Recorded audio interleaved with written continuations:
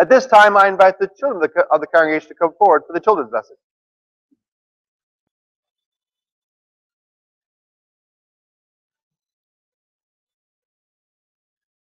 Good morning, boy and girls. How we doing? It's good to see you here. How many of you have rules in your life? You guys have rules? Some of you? You don't? None of you have rules? Okay, you do have rules? What is your favorite rule in your life? Do you ever think of it that way? What's the one rule? What's the one rule you wake up in the morning and you're just excited to know? This is a rule in your life.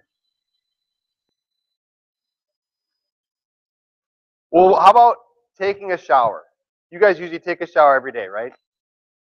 Well, what happened? That's a good rule, you would admit, right? But you wouldn't say it's your favorite rule? We don't really have favorite rule, maybe? Yeah. That's not how we think, is it? And yet all of you are willing to admit that those rules that your parents give you, even if you don't necessarily like them, they really help, don't they? And so those rules are good. And if your parents are strict with you, do you think it's because we want you to not have fun? No, it's because we love you. And we know that some things in life maybe aren't fun, but they're really important. Do you know that God has a lot of rules in the Bible? Well, He does.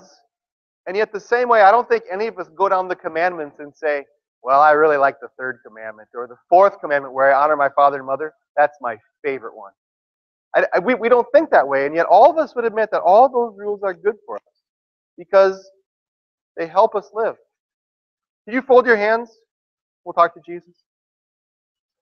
Dear Jesus, I don't know that we have a favorite commandment, and yet we know that your rules are good. You gave us your rules and your commands because you love us.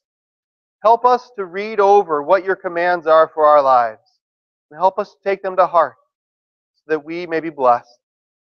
Amen. You're excused to go back and sit with your parents.